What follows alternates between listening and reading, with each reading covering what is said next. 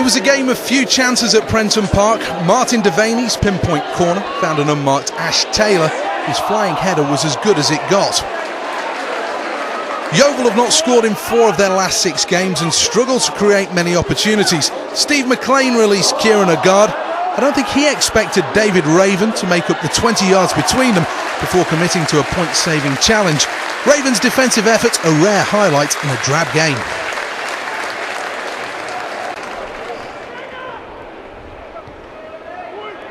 Les Parry said pre-match that his Tranmere team were relishing the chance to end Huddersfield's long unbeaten run. It seems his words had the opposite effect. Gary Roberts' stunning volley had the Yorkshire club in front by the break. 4 draws from their opening 6 matches has led to Lee Clark calling on his players to be more ruthless. In the end, just 1 more goal was needed to make sure of the points. Roberts teeing up Scott Arfield, who finished with aplomb.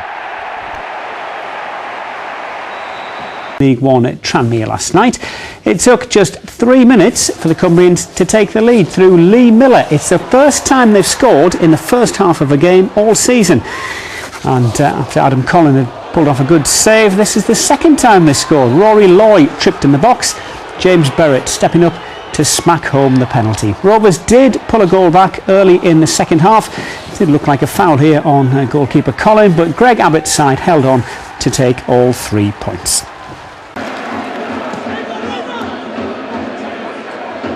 Les Parry's Tranmere returned to winning ways at Prenton Park thanks to a couple of set pieces. David Raven's free kick found Ian Goodison. Lucas Atkins picked out Enoch Shawunmi, who had little trouble with the finish.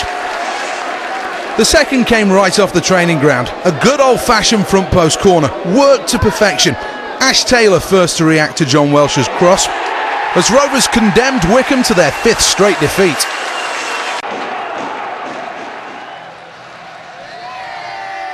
With 5 league wins in a row, there's plenty to smile about for Preston fans, and with celebrations starting to mark their status as the European City of Sport 2012, there was a spring in the step ahead of the visit of Tranmere.